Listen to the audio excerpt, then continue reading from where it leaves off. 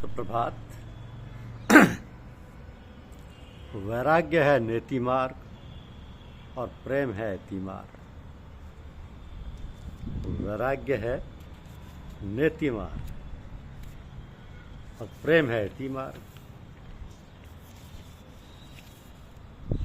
ये जो मोह है, मोह जब तक अहंकार से संबंधित और अहंकार से लगाव रखने वाली वस्तुओं से संबंध रखता हुआ संकुचित घेरे से निकलकर खुले वातावरण में आता है और सर्वव्यापी हो जाता है, उस समय वह सबको प्यार करता है और सब उसको प्यार करते हैं। इस अवस्था में उसके मोह को किसी के मरने का दुख नहीं होता, क्योंकि मौत सीमित है। असीम को कभी मौत नहीं है। मोह के अर्थ यहाँ भ्रम के नहीं है कि मोह से भ्रम पैदा हो जाया करता है।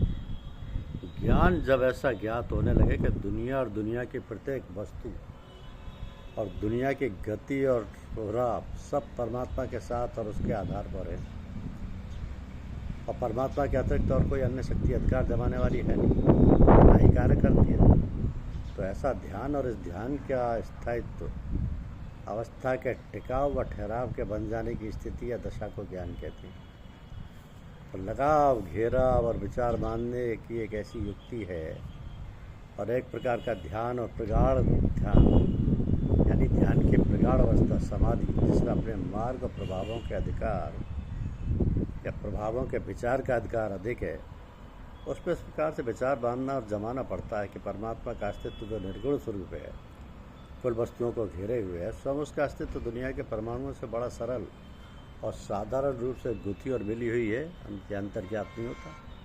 अर्थात सत्य की वह किरण प्रत्येक परमाणु को घेरे हुए तो है, किसी प्रकार का रंग, रूप, प्रकाश, शब्द, आनंद आदि कुछ नहीं। दूसरी गुण वाली है जो गुण सहित है, उसमें परमात्मा का ज्ञान सब वस्तुओं को घेरे हुए, और ये लगाव, घिराव, ज्ञान, प्रकृति, शक्ति समस्त गुणों के साथ रहता है। भलाई बुराई जो कार्य उचित ढंग से और नियमपूर्वक तथा युक्ति से किया जाकर अहंकार को शांत रखते हुए मनुष्य के हृदय, बुद्धि और मस्तिष्क द्वारा सुचारू रूप से किया जाए, वो भला है, वो अच्छा है। अधिकांश मनुष्य कहते पाए जाते हैं कि इसका क्या कारण है कि अधिकतर भले और भलाई के कार्यों को करने का से मनुष्य प्राय कष्ट और दुख में रहता है, और बुरे और दूषित कर्म करने वाला सुखी और आराम से रहता है। कारण इसका यह है कि मनुष्य पर देश, काल और वस्तु का प्रभाव पड़ता है, और तो मनुष्य को उसके अपने अहंकार की शुद्धता, पवित्रता और सच्चाई के साथ किसी अच्छे और बड़े कार्य करने का पूर्ण रूप पर ध्यान देने का उचित समय और अवकाश प्राप्त नहीं हो पाता। दूसरे है कि बाह्य प्रभाव और उसके आसपास और चारों ओर की दशा उसकी शक्तिहीन बनाए रहकर उसे उभारने का अवकाश ही नहीं मिल पाता, उभरने का। और जहाँ फिसलाहट होती है वहाँ पैर लड़खड़ाना प्राकृतिक है, तब भलाई के साथ कष्ट रहता है। इसे उन्नति के मंडलों की ओर जाने में परिश्रम और कठिनाइयाँ आती हैं, उनका सामना करने और उनसे निपटने में कष्ट उठाना होगा, क्योंकि बिना कष्ट उठाए और बिना कष्ट दुख उठाए परिश्रम की उन्नति नहीं मिल पाती। चौथे है कि अच्छे कार्य की रुचि पैदा करके उस ओर झुकने और अपनाने में हृदय पर चोटें पड़ती, और ये चोटें घाव बनकर दुख देती हैं। तो जब तक हृदय में कुरेद और लगन उत्पन्न ना हो, मनुष्य का अच्छा या भला विचार करना और आना या उठना असंभव नहीं तो असंभव के समीप की स्थिति तो है। पांचवी बात यह है कि मनुष्य में कई प्रकार के द्वैत बने के विचार आते हैं और उठते रहते हैं। उन आए विचारों में से अच्छे और भलों को छांटना और बुरों को काटना पड़ता है। इस काट छांट के पश्चात उसको अपने लिए एक मार्ग जो रुचिकर और हितकर और निकालना पड़ता है, उसमें दुख होना स्वाभाविक। छठी बात यह है कि यदि कोई अत्यंत बुरी श्रेणी या वर्ग का है तो उसको ये समझना चाहिए कि उसके हृदय के पाल में बुरे बुरे विचार भरे पड़े। उन बुरों को निकाल कर अच्छे विचारों को अपना कर हृदय में लाना है और प्रवेश करना है। इसे बाहर निकालने और अंदर प्रवेश करने में द्वंद्व युद्ध होगा। दो प्रकार की शक्तियों के आपस में लड़ने झगड़ने में जो भी शक्ति अधिक शक्तिवान होगी पछाड़ देगी। निर्बल शक्ति वाला ऐसे में अपने को संभाल ना पाएगा जब तक कि बाह्य प्रभाव वाले शक्तिशाली विचार उसको सहारा और साथ ना दें।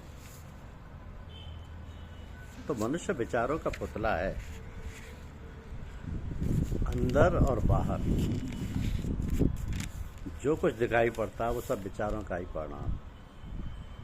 जिन जिन पंथों और धर्मावलंबियों के यहाँ जिस प्रकार के अभ्यास और साधनाएं प्रचलित हैं, उन्हें इसी आशय और प्रयोजन में किया जाता है और कराया जाता है कि उनके अपने अहंकार और अहम भाव को शुद्ध किया जाए और करें। अहंकार की धार नीचे को माया और प्रकृति की ओर बह रही है और जन्म जन्मांतर से विश्वास जमा हुआ है कि मैं प्रकृति हूँ और दुनिया ही मेरा सब कुछ है, जिसके कारण पूरी आयु दुख में रहकर व्यतीत होती है और वास्तविक शांति नहीं दिखाई देती और ना मिलती है। सभी परंपराओं, पंथ और संप्रदायों का यही एक सिद्धांत पाया और देखा गया है कि किसी न किसी युक्ति, प्रणाली या शैली और पद्धति से दुखों से निवृत्ति और छुटकारा मिले।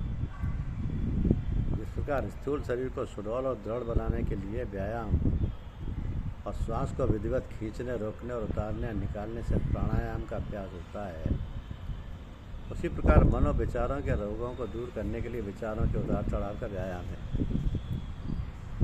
तो व्यायाम में इति मार्ग और नेति मार्ग दोनों एक साथ बढ़ते जाते हैं। नेति मार्ग वैराग्य है और इति मार्ग प्रेम का मार्ग है। अब नेति में ये विचार बांधा जाता है कि न मेरा ये शरीर है, न दुनिया है, ना मैं चित्त बुद्धि अहंकार हूँ, यहाँ तक कि कुछ नहीं। इति मार्ग में इस विचार को लाकर दृढ़ किया जाता है कि तू है और तू परमात्मा है। ये बहुत ही महत्वपूर्ण भाग है। इस व्यायाम में इति मार्ग और नेति मार्ग दोनों एक साथ बढ़ते जाते हैं। नेति मार्ग वैराग्य है और इति मार्ग प्रेम का मार्ग है। नेति में विचार बांधा जाता है कि ना ये शरीर मेरा है, ना दुनिया, ना मैं चित्त बुद्धि और अहंकार है मेरा, यहाँ तक कि कुछ भी नहीं है। और इति मार्ग में इस विचार को लाकर दृढ़ किया जाता है कि तू है और तू परमात्मा है। तो निगाह पाँव की ओर निगाह रखना, पाँव की ओर निगाह रखना कि चलते फिरते शहर और जंगल या कहीं भी निगाह गुरु की पीठ पर रखते हैं। धर्मशास्त्र ने जिन वस्तुओं को देखने के लिए आज्ञा नहीं दी है और यह कि प्रथम दृष्टि चूँकि बिना किसी इच्छा से किसी वस्तु और मनुष्य आदि पर पड़ने पर पाप युक्त नहीं होती, फिर से दोबारा देखने में इच्छा सहित होने से पाप मुक्त हो सकती है या हो जाती है। इसमें भेद ये है कि पहली निगाह जो किसी पर भी पड़ती है उसमें किसी प्रकार की कोई इच्छा या चाहना नहीं होती। निगाह पड़ने के बाद वो अपने संचालन कार्य मन को सूचित करती है। मन के निर्णय पर दोबारा उसे प्रिय और अप्रिय होने पर प्रिय को देखने और अप्रिय को दोबारा ना देखकर फिर कभी ना देखने की इच्छा आज्ञा देता है। ऐसे दोबारा प्रिय को देखने में उसकी चाह और मिलने तथा उसे प्राप्त करने आदि की इच्छा निगाह के साथ होती है, जिससे संस्कार बन जाता है। तत्पश्चात उसे बार बार देखने, चाहने और मिलने की संस्कार रूपी गांठ पड़ जाती है, जिसका भोगना नियामक आवश्यकीय और विधानांतर्गत हो जाता है और भोगना ही पड़ता है। इसके नए अभ्यासियों के लिए आज्ञा है कि किसी कहानी और अन्यान शब्दों के सुनने से अपने को बचाए रखें। पुराने और आगे श्रेणी पर पहुंचे अभ्यासियों को चाहिए कि प्रत्येक रखने वाले अपने पांव पर यह सोचे विचारें कि अपने आप अहंकार और मैंपने का त्याग कर लक्ष्य तक पहुंचने के लिए जो भी पैर उठकर आगे रखता है, इस प्रकार बारी बारी से पैर उठता हुआ प्रत्येक पैर उठाकर रखना गंतव्य स्थान तक पहुंचने का पड़ाव है। और इस प्रकार सोचता समझता चलकर गंतव्य स्थान तक पहुंचते पहुंचते मैंपने और अहंकार आदि से रहित होकर शुद्ध और पवित्र हो जाना चाहिए। अब संत वह उसका विचार उसके कदम के साथ सर्वांग से उपस्थित अर्थात आमने सामने रहे। हृदय वहाँ शरीर वहाँ जहाँ हृदय कथन, प्रतिज्ञा वहाँ जहाँ कदम, कदम वहाँ जहाँ कथन, और याद ये वो एकाग्र अवस्था है जिसमें अपनी और ईश्वर दोनों की याद शेष रहती है। तो संकल्पों विकल्पों का निगाह रखना, जाप या ध्यान करना, जब कोई विशेष विचार या लक्ष्य स्थिर किया जाता है, ये निगाह रखना पड़ता है कि उस लक्ष्य के अतिरिक्त कोई दूसरा विचार तो नहीं आया। महात्माओं का कथन है कि पंथाई और अभ्यासी को चाहिए कि एक या दो घड़ी या अधिक जहाँ तक संभव हो सके अपने हृदय में ईश्वर के ध्यान के अतिरिक्त सब अन्य विचारों से अपने को बचाए रखें। ऐसे कार्य को इस प्रकार करें मानो उसके विचार करने की शक्तिहीन होकर निरर्थक हो। बस ईश्वर की तरफ ध्यान रखें। धन्यवाद।